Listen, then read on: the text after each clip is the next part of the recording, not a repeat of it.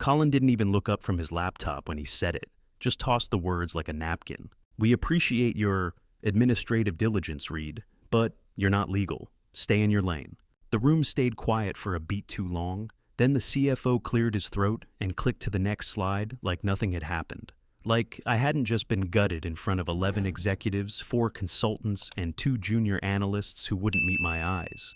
I didn't say anything, didn't flinch, just adjusted the folder in my lap and stared at the glowing screen as if I hadn't memorized every clause on it 2 weeks ago. "I'm Reed Chandler. I'm 44 years old, and I've been the Senior Contract Compliance Officer at Ravelon Dynamics for 8 years. What Colin didn't know, what none of them knew, is that I wasn't there to interrupt. I was there to watch them make a very expensive mistake. He wanted a rubber stamp, a nod, a quiet assistant who would sit in the back, make sure the acquisition paperwork looked clean enough to sign, and stay the hell out of strategy. That's what I was to him, the guy who highlighted good news and buried the bad. But that clause page 312 subsection D, that wasn't good news. It wasn't even buried. It was forgotten. And the moment he said, "You're not legal," I realized something. He never read it. Not once. I'd seen that look before. That glossy-eyed confidence that comes from being just charming enough to never get questioned. Colin Breyer had built an empire on his smile, his network, and his uncanny ability to show up just after the hard part was over.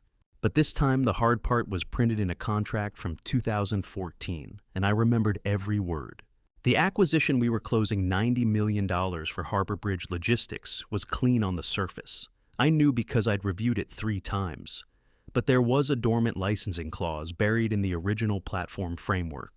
And in that silence after he dismissed me while they moved on to next steps, all I could think about was the form in my jacket pocket.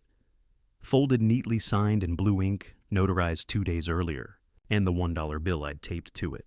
It was quiet, elegant, and legally binding. Not a trick, not a hack, just a rule no one bothered to remember. I used to think silence in a boardroom was the sign of respect, that being the calm one, the prepared one would eventually earn you credibility. But all it ever got me was invisibility. 8 years I'd worked here, 2 promotions, 0 headlines, dozens of contracts cleaned up behind the scenes. I was the guy who kept the machinery humming, who spotted the typos before legal got sued, who logged 14-hour days because it mattered. And yet in that room, all it took was one smug smile from a CEO with no memory of the foundation he was standing on. And I was dismissed like a temp who brought the wrong kind of coffee. So I didn't push back. I just smiled once calmly and leaned back in my chair. Let them present. Let them celebrate. Let them walk right past the page that changed everything. Because sometimes staying quiet is the loudest move you can make. And Colin, he was about to learn that not legal didn't mean not right. Before I dive deeper, please comment where you're listening from. Like and subscribe to support the channel. I read everyone. I first noticed it in January. A line item on a pre-acquisition checklist flagged deferred license clause. Under review. Someone had highlighted it, circled it then. Nothing. No follow-up, no timestamp. Just a soft shrug in the audit log. I clicked it open and stared at the paragraph like it had personally insulted me. Because I remembered drafting it. 7 years ago, Harbor Bridge ran a dual-vendor cloud system with contingent API rights. It wasn't just legal boilerplate, it was a grenade with a pin still in it. That clause tied future usage rights to final approval from a dormant holding group that hadn't been consulted in years. And if we acquired Harbor Bridge without revalidating that license, their core logistics engine wouldn't be ours. It would be leased, at a price set by someone we hadn't spoken to since 2018. I brought it up twice, first in the internal compliance note, then during a quiet check-in with Janine, our VP of Legal Operations. She nodded, said she'd look into it, then pivoted to a Q1 update about employee training renewals. The kind of pivot that told me everything I needed to know. They were rushing this. Ravelon Dynamics had missed projections 2 quarters in a row. Colin needed a win, something flashy, something headline-worthy. A $90 million acquisition with synergy potential sounded a lot better than due diligence review, delayed by legal complexity. And I was the complexity. I didn't make noise about it. I never do. But I pulled the clause again, reviewed the licensing timelines, and started printing. Not for the team. For me. And the more I looked, the worse it got. One internal memo referenced the clause using an outdated version. Another asset sheet had quietly removed the licensing appendix altogether. It wasn't fraud, at least not yet, but it was close enough to smell like ambition. That's when I started building the file. I didn't think of it as revenge, not then. It felt more like insurance. You spend enough years cleaning up, after men who skip steps, you start to pre-pack the fire extinguisher. And I wasn't the only one who noticed something was off. 2 weeks before the boardroom meeting, I caught Amira, one of our junior analysts, staring at the same clause on her screen. She didn't say anything, just sat there with this crease between her eyebrows, cursor blinking. I walked past and paused. "You see it?" I asked. She looked at me and nodded once. "They're ignoring it."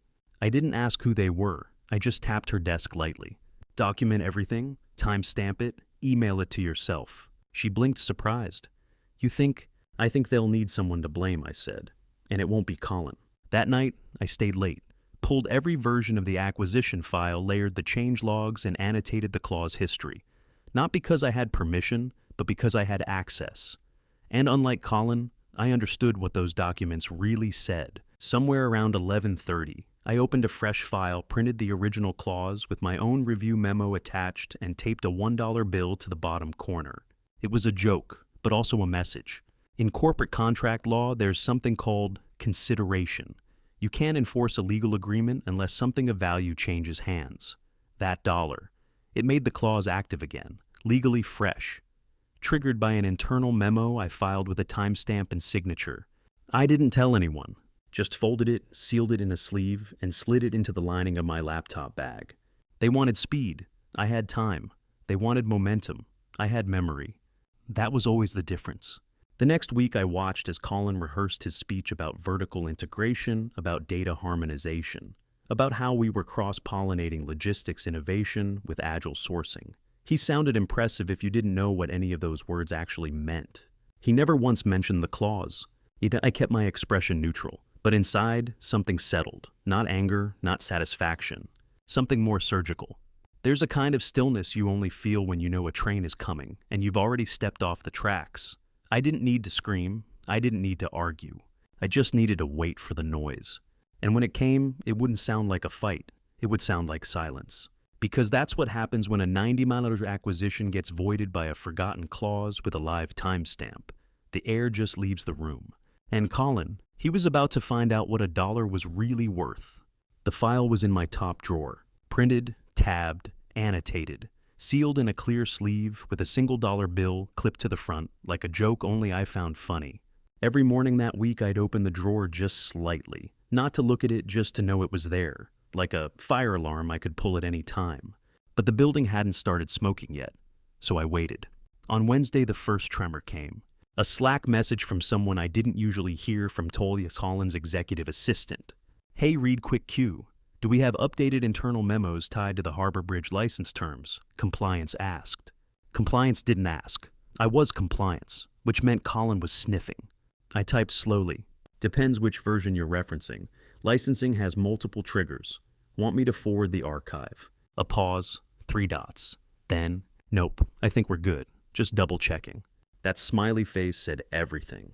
They knew there was something buried. They just didn't know if I'd buried it to protect them or to protect myself.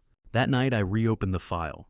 I added one thing, a short internal note labeled Contingency Notification Draft, dated that day unsigned.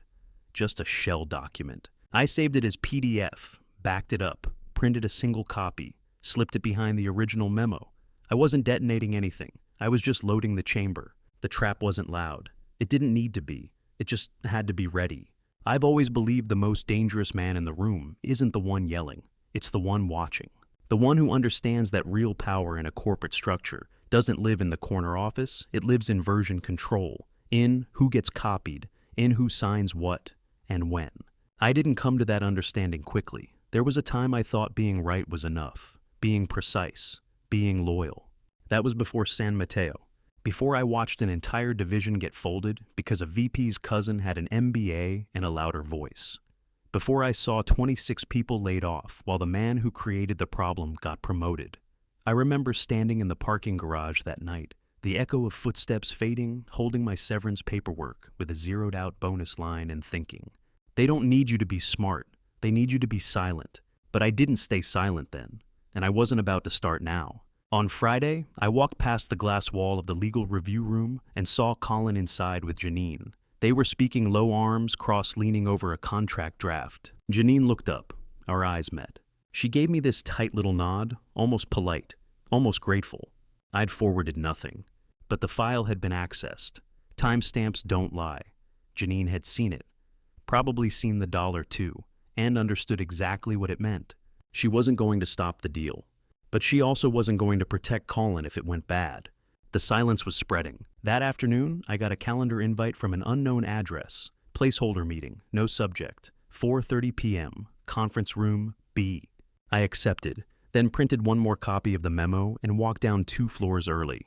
Inside the room, a man I didn't recognize was adjusting a laptop cable. Early 40s, sharp haircut, gray blazer. Looked like someone who didn't get his badge scanned often. "Reed Chandler," he asked, standing as I walked in. "That's me." He shook my hand. Firm, quick. "I'm Alec from Harbor Bridge, internal transition team." So they were already staging integration meetings. Quiet ones. Off calendar. That's why the placeholder invite. We sat. He started asking soft questions. How's your team structured? How do you typically review external clauses? Any legacy systems we should be aware of? All innocuous. Until he asked, have you seen anything in the Harbor Bridge licensing that could raise concerns post-acquisition? And that was it. That was the moment the wire crossed. I could have said, no, nothing jumps out. Oh, I could have said, that's legal's area. I could have said nothing at all. Instead, I paused, then slowly opened my notebook and removed the sleeve. This is an internal compliance memo tied to a dormant clause. Not circulated yet, just a draft. I placed it on the table between us. The dollar bill faced up. Alec blinked.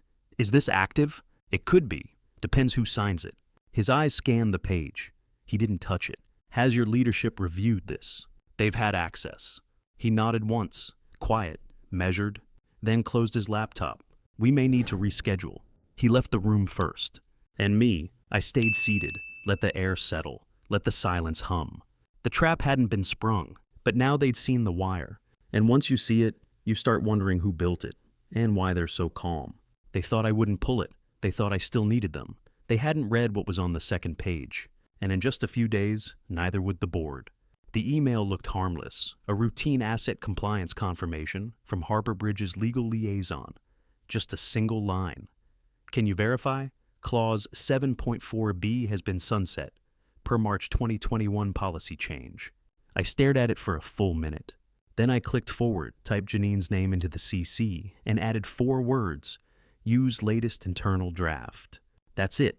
That was the move. That was the first real shift in the current. Because the latest internal draft didn't reflect Harbor Bridge's request. It reflected mine. 3 weeks earlier, I'd restored Clause 7.4b in our archive draft as a fallback, just in case someone decided to press on without the full regulatory sequence. At the time, it was just a quiet insurance policy, one I never thought I'd need to activate. But Colin's maneuver with the investor deck changed that. So now instead of confirming sunset, Janine would send the version where 7.4b was very much alive, unredacted, notarized, and acknowledged. The clause itself wasn't dramatic, just a line requiring third-party ownership of licensing rights to be independently audited and confirmed by the acquiring party's legal team in-country before any control transition could proceed. But buried inside the clause, thanks to my rewrite, was a rider that required the audit to pass before any capital transfers or equity options could be executed, which meant legally if Harbor Bridge didn't complete the verification in full before wiring funds, the deal wouldn't just pause, it would be nullified, retroactively. I closed the email tab and looked out over the cubicle row. It was 7:42 a.m. No one else was in. Janine wouldn't even see the message until 8:30. Colin probably wouldn't notice the shift until it echoed back from their UK office. And by then, well, let's just say the hourglass had flipped. There's a strange stillness in that moment when you know the paper's been placed, but no one's read the fine print yet. It's like watching a match fall in slow motion toward gasoline someone else poured. You're not the one striking the flame, but you know exactly when it hits. I had this drawer bottom left behind the expense reports I hadn't filed. Inside was a single black folder labeled Hold Back, Breyer. Not for HR, not for legal, just for me. It had one printout of every clause Colin had ever overridden, and one note from a vendor who had warned me 6 months ago that someone upstairs was fast-tracking terms without standard vetting. At the time I filed it as insurance. Now I saw it for what it was, evidence. I heard footsteps down the hall, probably Talia Collins' assistant. I didn't move, just kept my fingers hovering over the keyboard. Slack chirped once. Talia, just confirming Colin wants the final compliance packet sent by EOD. Can legal CC you for sign-off? I replied calmly. Of course, just use our most recent internal draft. And I attached the version I knew was already in Janine's inbox. Version 6.12. The one with the rider. The one that made their rush fatal. Funny how that happens. You spend 18 years writing clauses no one reads. Then one day someone actually does, and it brings a deal to its knees. That day Colin was out of the office for investor calls. Talia kept messaging status updates, legal alignment, IT environment, prep press, embargo times. All of it humming forward like nothing had changed, like they still controlled the timeline. But I knew what was coming, and so did Alec. He called at 4:10 p.m. sharp. "Reed," he said, voice sharp. "This isn't the version we discussed." "It's the latest reviewed internal version," I said evenly. "Janine approved it this morning." There was a pause, then a sigh. Then, "You realize this triggers clause 7.4b in full." "I do," I said. "We assumed your team would want the most protective version available, given the overseas licensing overlap." More silence, then a click of his mouse. "This will stall things. Colin won't be thrilled." "I understand." And I did. I truly did. What I didn't say was, "That's the point." I ended the call and leaned back, exhaling through my nose. Not a smile, just quiet gravity. Because that's when I knew I'd finally tipped the balance. Colin didn't know it yet, but the system had turned. It wouldn't hit him in a meeting or a headline. It would hit him when legal flagged the funding hold, when Harbor Bridge's CFO demanded clause clarification, when the riders started multiplying in response.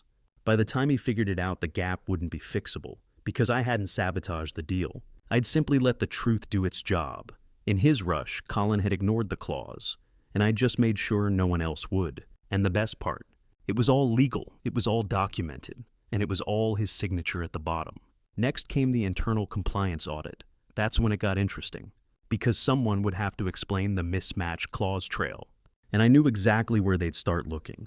I stared at the screen for a full minute before clicking send. One email, 23 lines, 6 attachments. I didn't have to bluff. I didn't have to raise my voice. I just had to say the thing no one else wanted to read out loud.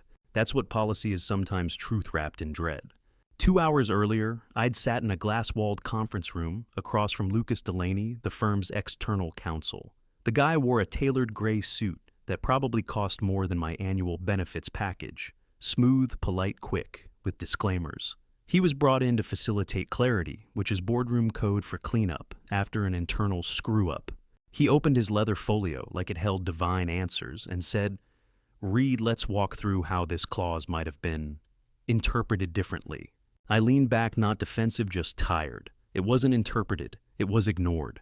That's when Madeline Sharp, head of HR, chimed in from across the table with that measured ice in her veins tone. "Our position is that no material breach occurred." I turned to Lucas. "Then why was I suspended the morning after I flagged the licensing terms?" He didn't answer, just tapped the printed clause in front of him like he was trying to summon a different reality.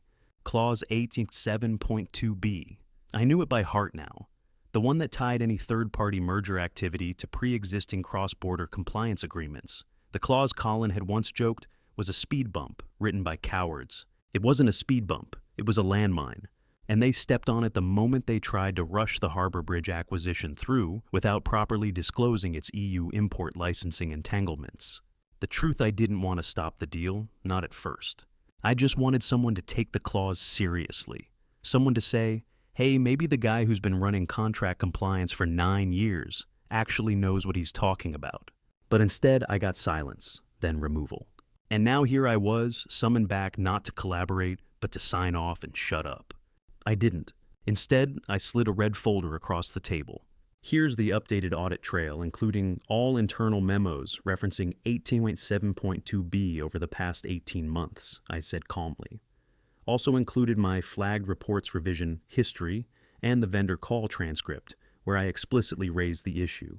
Lucas flipped it open. Madeline went still. That's when I saw it, that flicker in her eyes. Not surprise, recognition. She'd known, maybe not all the details, but enough. And she'd hoped I would fold. But I didn't build my career on being liked. I built it on reading every footnote, every clause, every conditional override that made the rest of the room roll their eyes. They thought policy was paperwork. I knew better. Ever use compliance as a weapon? Hit like if you've ever read the fine print twice and made it count. Lucas cleared his throat eyes, still scanning the documents. Reed, just to clarify, are you suggesting that the current acquisition terms would be considered a material breach under the existing EU compliance framework? I looked him straight in the eye. I'm not suggesting anything. I'm stating it as fact. And if you push this deal through without disclosing that clause, you're not just risking delay, you're risking injunction. That's when Victor Raines, chairman of the board, finally spoke up from the end of the table. He'd been silent the entire time, arms folded, observing everything. Reed, he said, voice quiet but deliberate. What would you do if you were sitting in my seat? It wasn't flattery, it was calculus. And he already knew my answer. I'd delay the signing, disclose the risk, and if it blows up, at least we're not legally liable for suppressing it. Victor nodded once. Thank you. Then he stood and walked out of the room just like that. Madeline followed him, whispering something I didn't catch. Lucas stayed seated, still flipping pages, slower now. I gathered my notes and stood. No victory lap, no drama. But I paused at the door. I'll be available if you need clarification, I said. But I suggest you don't wait too long. And I left them sitting there. Sometimes power doesn't look like shouting. It looks like knowing they have no move left but yours. I didn't know what would happen next, only that it was already too late for them to undo what I'd just submitted. But I knew this much. They wanted me to disappear quietly. Instead, I'd just become their liability. And what came next was going to test every limit of what they were willing to bury. By Friday morning, the air at Ravelon felt off. Not tense, not hostile, just studied, like the company was watching itself. The boardroom wasn't buzzing like it usually was before an acquisition close. The assistants weren't printing contracts. There were no champagne glasses quietly stacked by catering. Even Madeline's heels, normally a metronome of dominance down the marble hallway, had gone quiet. And that's when I knew they weren't moving forward. Not yet. The clause I'd cited buried on page 142, subsection 9b, hadn't just stalled the deal, it had unmoored the whole strategy. The night before, I'd received a text from Noah Levitt, my attorney. No fanfare. Just, board counsel reached out. They want to clarify chain of title pre-transfer. That's not routine read. It wasn't. That meant they were listening to me now. I didn't smile. Not yet. The problem with slowing a billion-dollar company mid-jump is simple. They don't land quietly. They pivot, and sometimes they punish. I walked past Colin's office that morning. He didn't look up, just tapped his pen on a yellow legal pad surrounded by silence. Across the hall, Victor Raines stood by the window. He caught my eye for a moment, then turned back to the skyline like he hadn't. But the nod was there, barely perceptible. I was still radioactive, but not invisible. At 11:13 a.m., I received a calendar invite from Dana Morrow, the junior assistant who once passed me a flagged clause during a vendor audit. The subject line was Simple Review, UK Licensing Trail. The only attendee, Victor Raines. I took a breath and accepted. The room we met in wasn't a conference room. It was a side office near legal, soundproofed, no windows. The kind of room used for executive compensation talks or quiet exits. Victor didn't sit at the head of the table. He took the side chair. No assistant, no counsel. Just the two of us and a digital folder pulled up on a tablet between us. He didn't offer pleasantries, just tapped a clause on screen and said, "How long have you known this was unassignable without UK regulatory clearance?" I didn't flinch. Since Q2 review. It was flagged, but Colin wanted speed. I documented everything in the compliance notes. He didn't nod, didn't blink, just let that hang. Then he said, "The public story is, we're reevaluating exposure risk. Internally, they're looking for a way to sideline you without litigation." There it was. No protection, no thanks, just cold facts. I stayed quiet for a moment, then asked, "What do you want from me?" Victor looked at me finally fully and said, "I want you to document every compliance concern you flagged on this deal since January, line by line, quietly, cleanly." I raised an eyebrow. "That's not protection, that's leverage." "Correct," he said, "and you need it." The truth hit harder than I expected. I wasn't the hero of this story. I was the liability they hadn't planned for, and now I was being handed a scalpel not to save anyone, but to decide how deep the cuts should go. As I left that meeting, I passed Lucas Delaney in the hall, the external counsel Madeline had brought in last week. He didn't acknowledge me either, but I noticed something small. He was holding a printed packet, red tape bound. On the back, barely visible through the translucent page cover, was my own compliance clause. The one Colin said wasn't legal. They were circulating it now. That clause had gone from punchline to pivot point. They thought policy was paperwork. I knew better. Later that evening, I received a Slack message from Dana. Just one line. You didn't hear this from me. HR is scheduling a closed door on Monday. Madeline's name is on it. I stared at it. They weren't just preparing to shift. They were preparing to scrub, clean house, rewrite history. And if I didn't finish documenting my timeline, by then, I'd become part of the redacted file. I opened my compliance folder, highlighted every time-stamped note from the past 6 months, and started a new document. Timeline of compliance irregularities, HBL acquisition. Each entry was labeled, indexed, annotated. But about halfway through, I paused. My hands hovered over the keys. I wasn't just documenting what happened. I was preparing for war. And the truth, I wasn't sure if I was doing it to protect myself or to bring them down. That was the moment I realized this wasn't about legality anymore. It was about memory. Control the records, control the story. And Monday, they were about to try and erase me. But not before I gave them something they'd never forget. The second I stepped into the boardroom, I knew they had prepped a show. Madeline Sharp sat stiffly to the left, a legal pad already turned to a clean page. Lucas Delaney, outside counsel, stood at the end of the table, arms crossed, reading glasses perched halfway down his nose. And Colin Breyer, the man who called me not legal in front of half the senior team 3 weeks earlier, didn't even look up from his phone. Classic setup. One HR lead, one lawyer, one CEO who thinks it's already done. I didn't sit right away. Just let the silence stretch. Lucas cleared his throat. Reed, we wanted to meet to discuss your recent filing, specifically the timing the clause interpretation and the risk exposure introduced to the Harbor Bridge deal. Translation. You made us look stupid and now we're scrambling. I nodded. Of course. I brought copies of the contractual language your acquisition team seems to have overlooked. Section 12 in a 4.3 UK Sovereign Compliance Review. It's not buried. Third line of the licensing amendment. Madeline bristled. You're implying negligence on our end? No, I said, placing the packet on the table. I'm stating that per Ravelon policy, legal due diligence for foreign-held licensing portfolios requires compliance sign-off mine, which was never requested. Colin finally looked up. You're splitting hairs, Reed. Maybe I said, but I know which hairs hold signatures. Lucas took the packet and flipped through it. His brow tightened as he scanned the highlighted segments. Madeline stayed quiet. She knew what this was. They didn't want a discussion. They wanted me to recant. Reed, Lucas said slowly, we understand your concern, but unilaterally flagging this to the board without prior consultation. I didn't flag it unilaterally, I interrupted. I logged it per the legal hold protocol on December 4th. You'll find the log ID in the footer. Board got it automatically once the acquisition crossed internal compliance triggers. That part was true and designed. The system I helped build routed anything with cross-border licensing and a missing sign-off straight to a level 2 board notice. Most execs never paid attention, but this time, someone did. Victor Rains. He'd been quiet lately, watching not moving, but I'd seen the CC on that last notice. He'd read it, and I had a feeling he was waiting to see who blinked first. Colin leaned back in his chair, finally letting the tension show. You're risking the biggest acquisition of the year over one policy formality. I let out a breath. No, I'm protecting our shareholders from the legal fallout of acquiring a foreign asset with restricted licensing during an active regulatory review. That's not a formality, Colin. That's the job. There was a beat of silence. Lucas rubbed his temples. Madeline stood.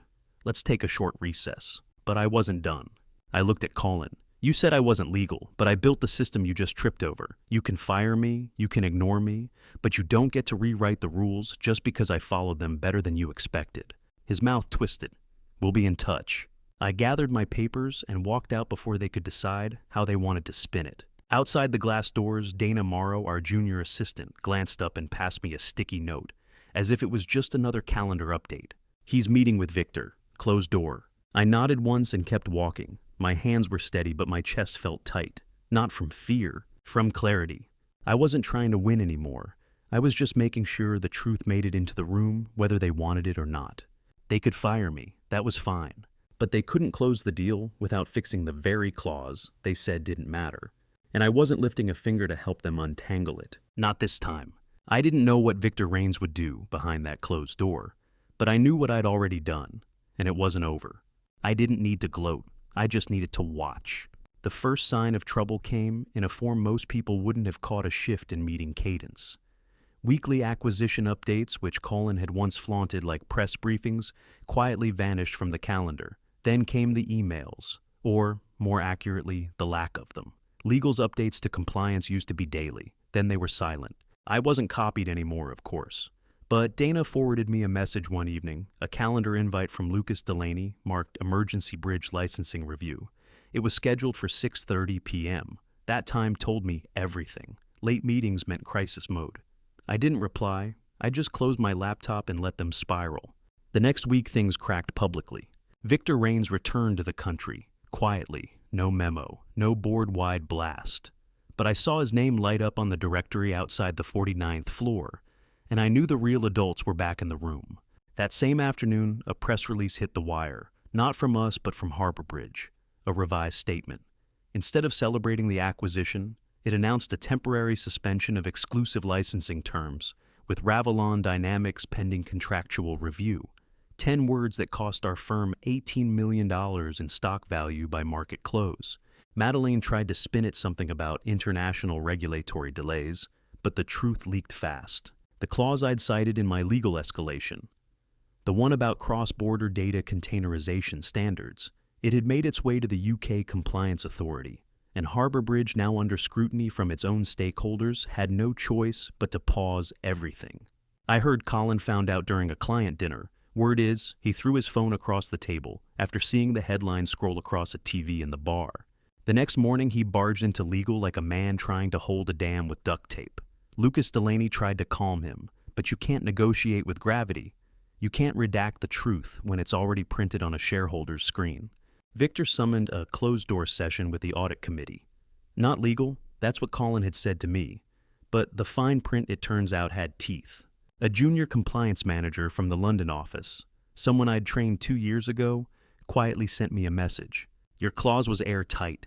They never saw it coming. And that was the moment. Not a press release, not a headline. That message. That was the moment I knew it was working. The plan wasn't about revenge anymore. It was about restoration, about proof, about legacy. Because sometimes the most powerful things are said in silence through missed earnings, panicked meetings, and boardroom lights that burn past midnight. The funny thing, my badge still worked. They hadn't revoked access to the analyst portal yet. So I sat in my kitchen that night, logged in, and watched the compliance escalation queue light up. 1 flag, then 6, then 11. I thought about all the times I'd raised my hand, early flagged risk documented quietly in the margins, and been ignored. And now the margins were on fire. Sometimes you don't need to raise your voice to be heard. You just need the system to echo your silence back at them. And that's exactly what it did. Do you know that feeling when the house of cards starts falling, but you're the only one who knew where the wind would hit?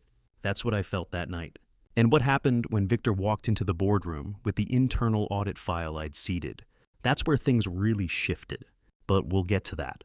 What happened when Victor finally confronted Colin? And what did Reed put in the audit that changed everything? 2 days after the boardroom confrontation, Madeline Sharp sent me a pre-investigative advisory notice. It was corporate speak for, "We're building a case against you," quietly. The subject line read, "Compliance Review regarding improper conduct with external legal counsel." They'd twisted my conversation with Victor and my attorney Noah into a breach of protocol. Lucas Delaney, our polished outside counsel, was copied, but didn't reply. I don't think he wanted to touch it. I forwarded it to Noah. He wrote back one line, "You triggered them. That means you're close." That same morning, Ravelon's internal Slack channels started spiraling. Someone in the UK licensing division leaked a message. The Harbor Bridge acquisition was being questioned by regulators again, this time over non-compliance with a bilateral logistics treaty that hadn't been flagged. Why? Because the license transfer clause I highlighted wasn't just a formality. It required executive-level approval from the target's parent firm, and no one, not Colin, not Madeline, not the board, had secured it. That clause had been sitting in the footnotes of a 2017 compliance update. I'd tagged it twice in our database. No one read it. Now it was triggering a third-party review.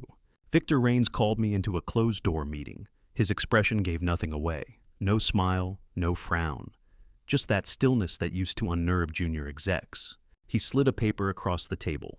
Independent counsel has been retained for a special board review, he said.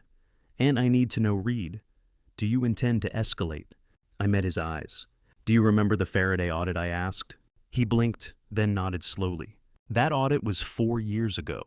I'd uncovered falsified vendor documents quietly, surgically. Victor had stopped the fallout with 5 terminations and a memo. It was also the last time anyone thanked me for doing my job right. This time, I said I'm not covering it up for them. He folded the paper, didn't speak. But when he left the room, he took the long hallway, the one that led toward his office, not Colin's.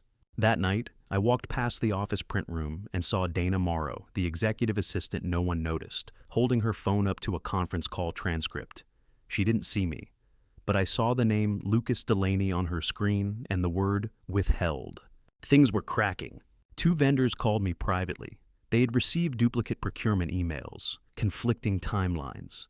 Colin had tried to push revised contracts through without updating the compliance tracker. Sloppy, panicked. On Friday, the Wall Street Logistics Review ran a headline.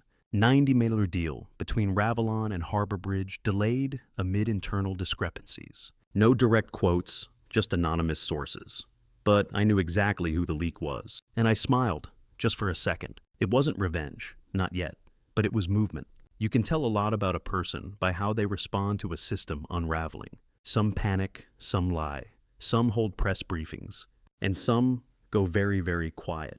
That weekend, Colin canceled his speaking appearance at the Global Freight Summit. No statement, just absence. Madeleine filed a memo requesting a halt to all internal audit processes pending executive reclarification. Translation: they were trying to buy time. But I'd already seen the minutes from the shareholder call. 2 board members had abstained from the merger vote. A third requested a Clause 4.11 review, the policy that requires full revetting if internal process violations are discovered mid-acquisition. That clause was one of mine, and they forgot. I built the compliance lattice they were now trapped inside. I didn't need a headline. I didn't need a microphone.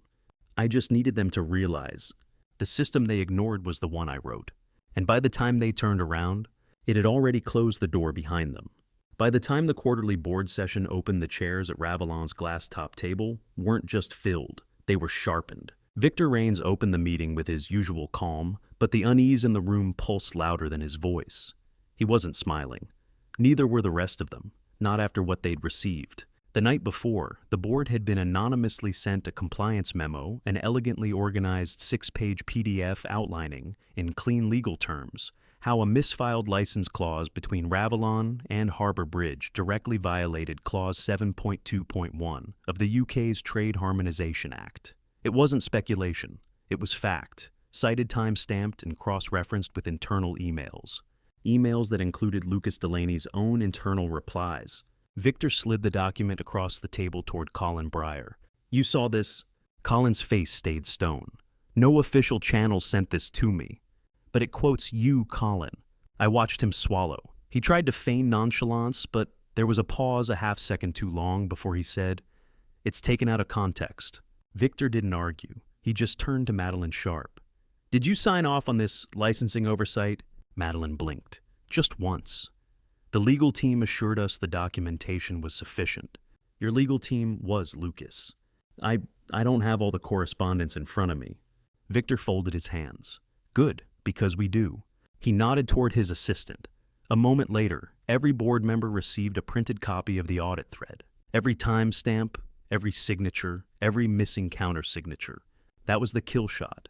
See Clause 7.2.1 of the Trade Harmonization Act requires both parties to have physical and digital signatures for IP compliance on any transcontinental asset merger.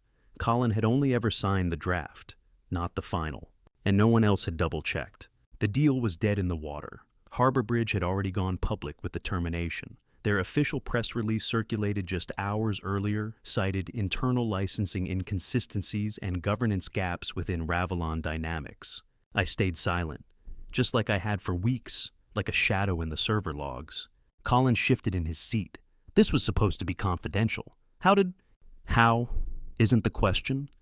Victor's voice was quiet. The question is, why? This wasn't escalated earlier. Why we had to find out like this? Madeline tried to regroup. Let's focus on damage control. We can still... No, we can't.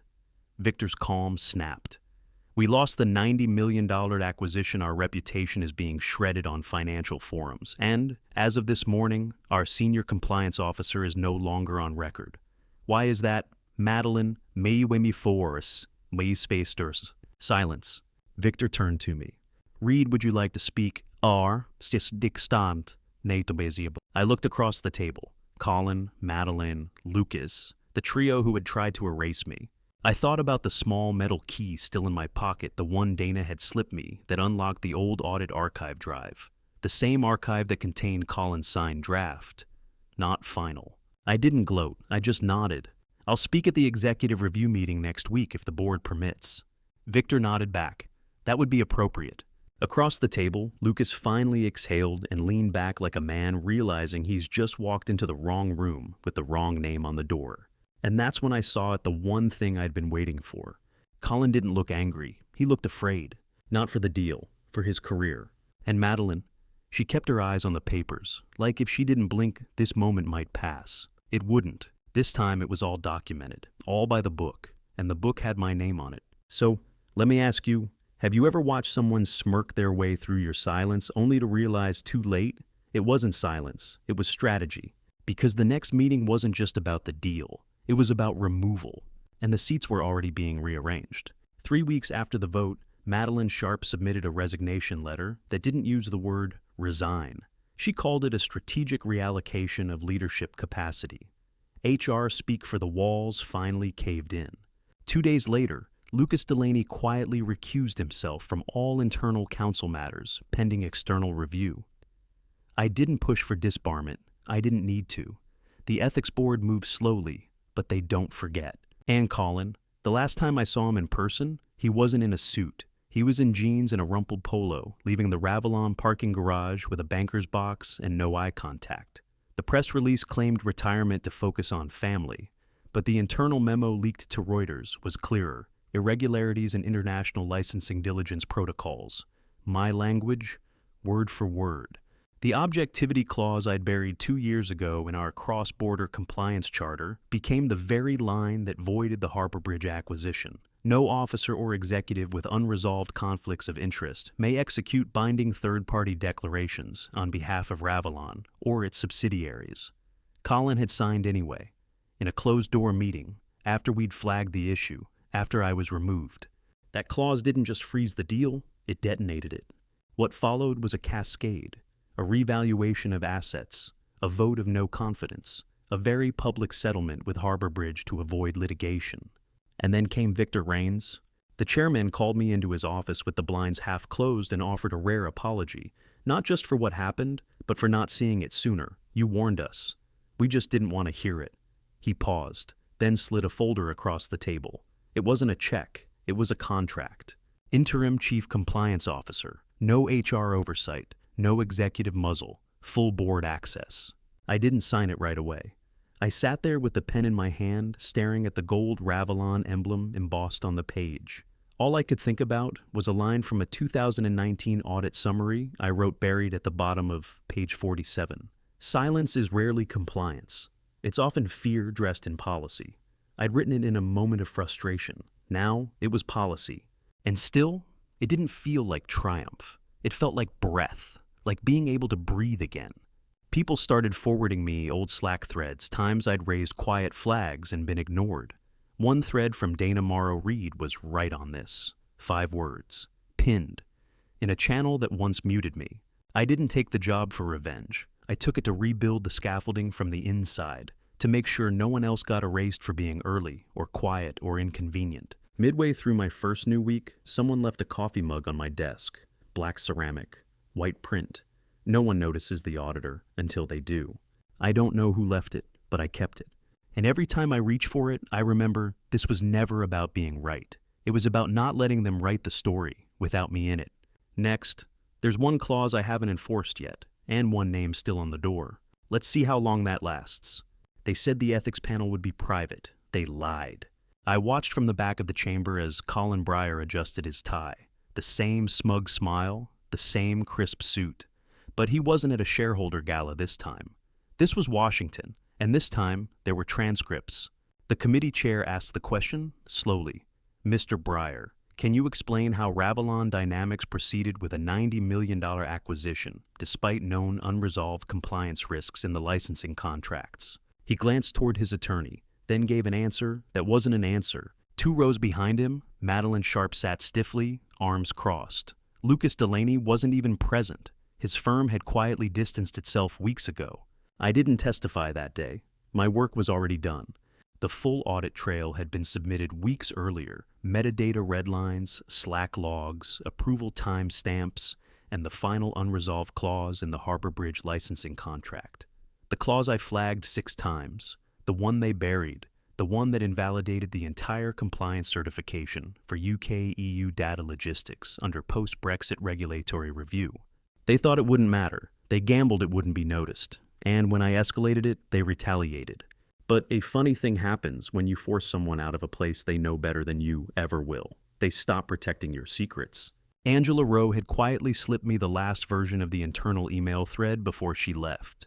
Victor Raines, chairman of the board, verified the timeline.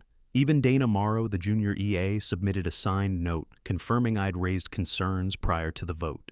None of them wanted revenge, but they wanted the truth on record. The fallout took months. Ravelon Dynamics didn't collapse, but the acquisition froze. Investors pulled back. 3 members of the board resigned, citing loss of confidence in executive judgment.